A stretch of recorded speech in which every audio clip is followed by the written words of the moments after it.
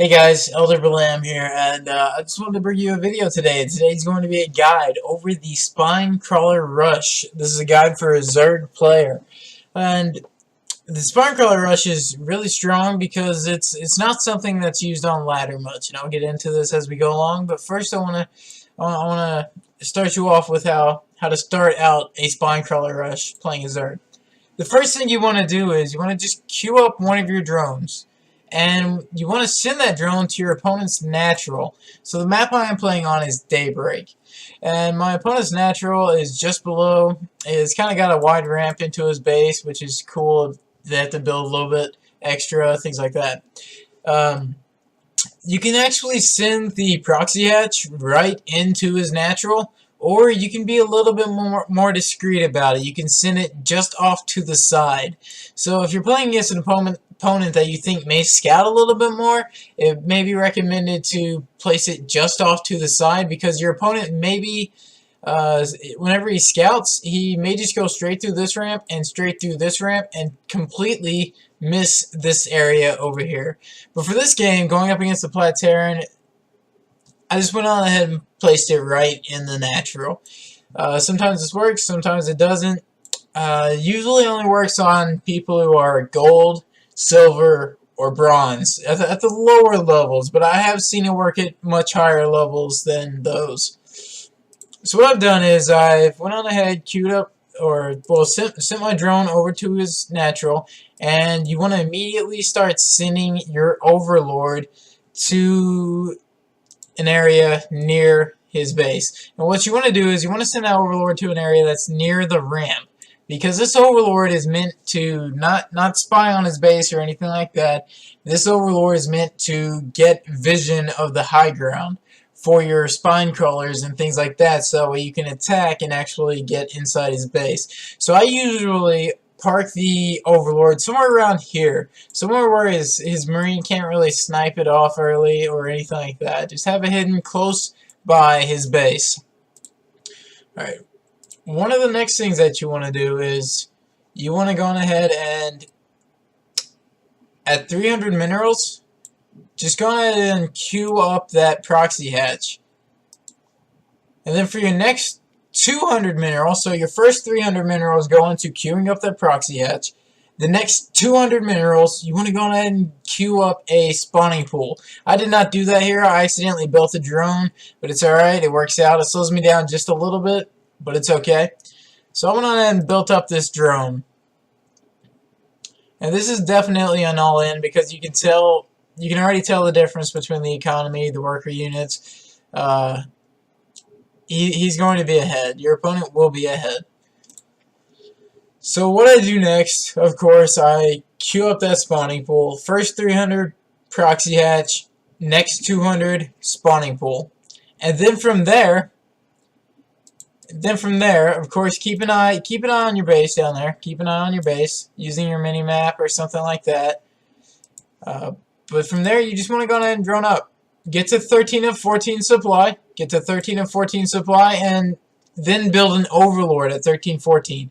And then after you got that overlord started, go ahead and get you another drone, so you're at 14-14 supply for a little bit.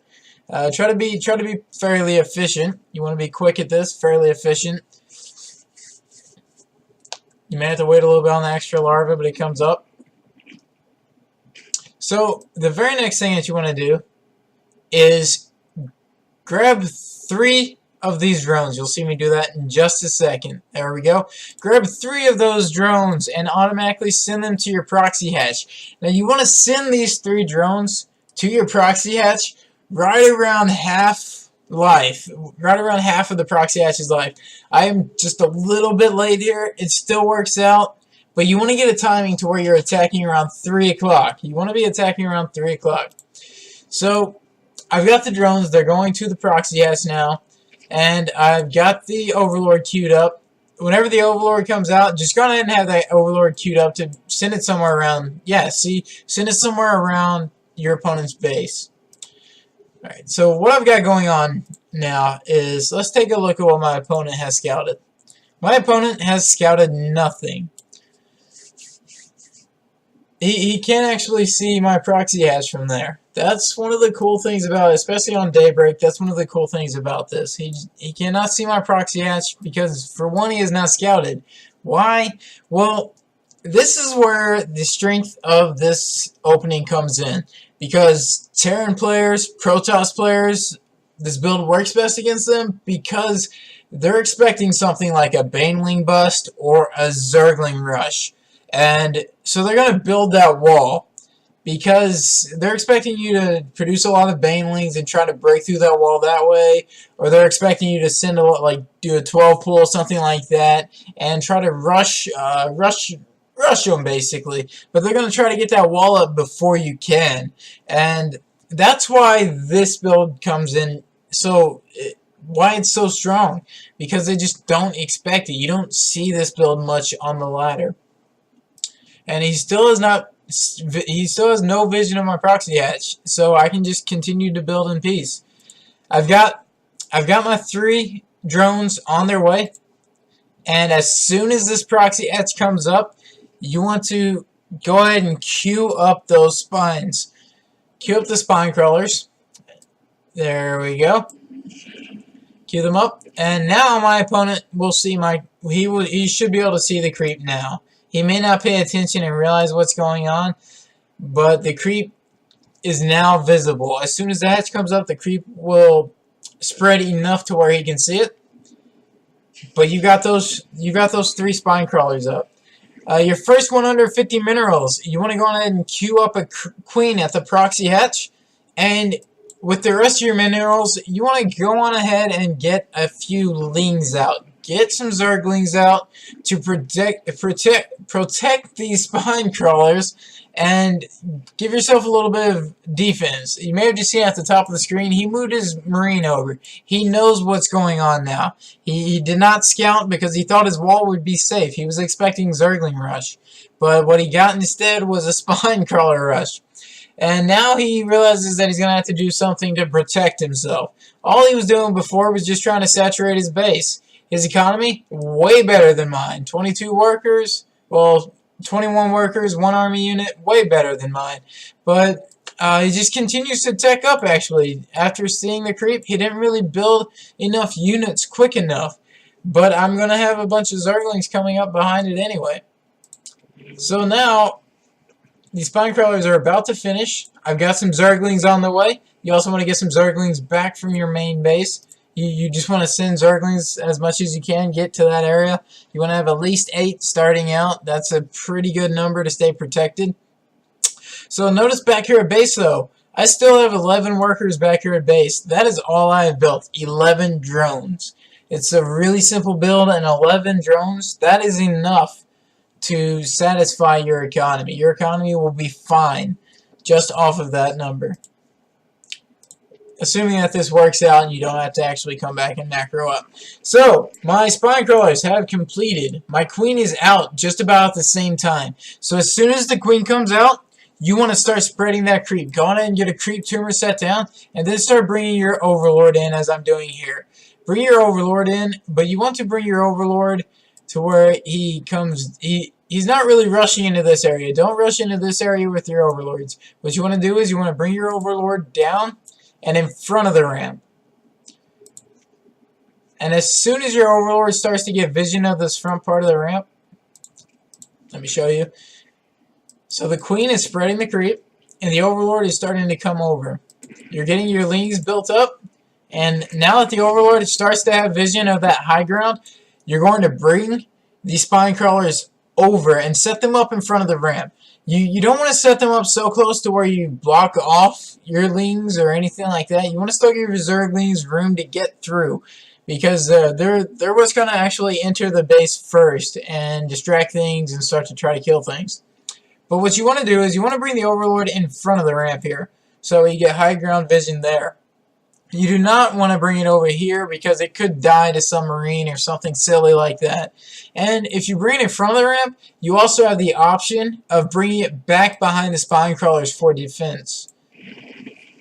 So let's look to see what happens here. So we got the spine crawlers. They're burrowing in the ground. My opponent, I notice now that he's building a bunker, trying to protect himself, save himself, but it's just about too late. The spine crawlers are extremely powerful at this stage of the game. So they're focusing down the supply depots. The spine crawlers are working on the supply depots, trying to get me an entrance for my zerglings. What I have going on in the hatchery, though, I have a second queen queued up in the hatchery. So you want to make sure to try to get that second queen out as fast as possible. After you get a couple of lings out to protect the spine crawlers and give you basically a boarding party, you want to get that second queen out fairly quickly, especially against Protoss, because the Protoss is going to be coming at you with a mothership core, and one queen is generally not enough to fight off that mothership core.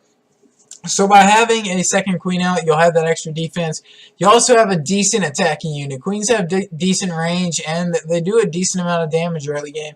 So have that second queen out to help spread creep, things like that.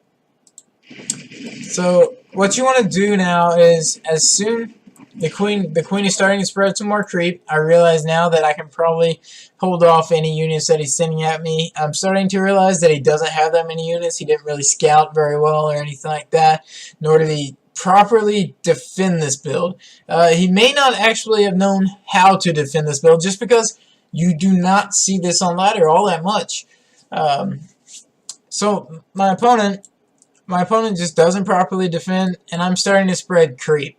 The creep spread is one of the things that's going to win you the game. What the creep spread does is it starts to go into his base. It gives you room to place your spine crawlers, and it also starts to take away area that he can build things on. I had a game against a Protoss player where I spread creep up to his mineral line basically and started to cover his base. He had no room to build. He continuously had to keep trying to rebuild things on a line around the creep, trying to get as close as he could, but he just didn't have any room. He ran out of room. You choke him out with creep. So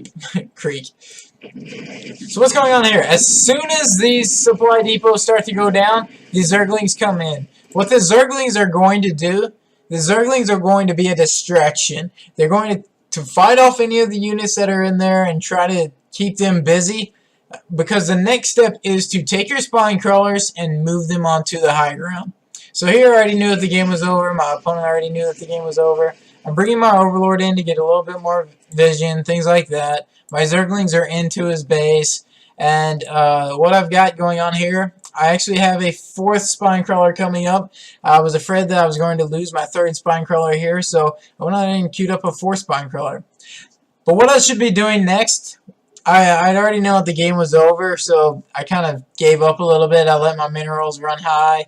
But I should have really been using my larva back here. I should have produced 1 or 2 drones as backup to be making more spine crawlers.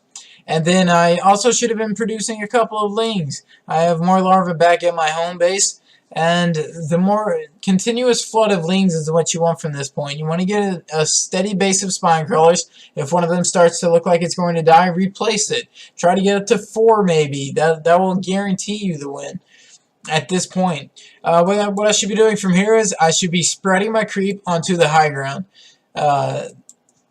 My second queen, she should have been coming out a little bit sooner. I was a little bit late on my second queen, but I should be spreading creep on the high ground, and then my next move is to move the spines onto the high ground with my zerglings acting as a distraction. So that gives my spines plenty of time to unburrow and then reburrow on the high ground. And that will allow you to win the game. And as you see, it's very quick. These games do not last very long whatsoever. This game only 3 minutes 32 seconds. Ideally, you want to be attacking around the 3-minute mark, but you want to try for a little bit earlier. This can be a very powerful opening if your opponent has never seen it before and does not know how to defend it. If you're a Zerg trying to get up to platinum, generally this will work well against gold, silver, and bronze. So I recommend this. If you enjoy the guide, please hit that like button. But otherwise, if you want any more tips, I'll leave more info in the description below the video.